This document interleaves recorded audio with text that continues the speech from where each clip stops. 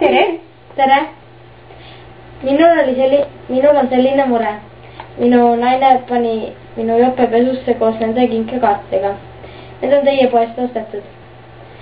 Ühel on alles hologramm ja teisel seerianumber. Kas ma saaksin need ümber vahetada? Ei no seda küll, aga tuleb ju teada, et taskud ennem üle vaadata, kui jope masinasse pistetakse. Ega nende kinkekaartidega ei ole enam teha mitte midagi. Seda küll, aga kas te oma juhatajaga saaksite rääkida? Juhataja on hetkel väljas poest. Aga kas tema numbrit saab anda? Minul ei ole mingeid volitusi anda tema kontaktandmeid välja. Ja siin on ju näha, et need on täiesti ära pestud, siin ei ole teha mitte midagi. Võtke oma kinkekaardid ära. Seda Tere! Tere!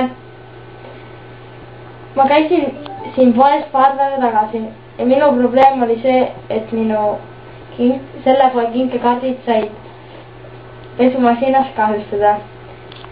Aga ma uurisin, teie müüja ütles, et seda ei ole võimalik taastada, aga mina uurisin enda tarbijakaitseõigusi ja seal oli kirjas, et mul on õigus enda kinkekaardid tagasi vahetada.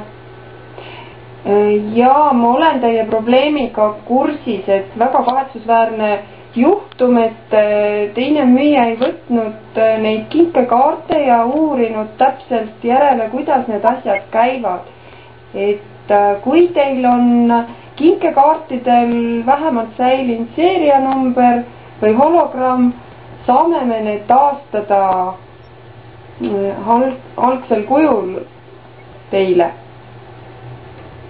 Vaatame kohe järgi.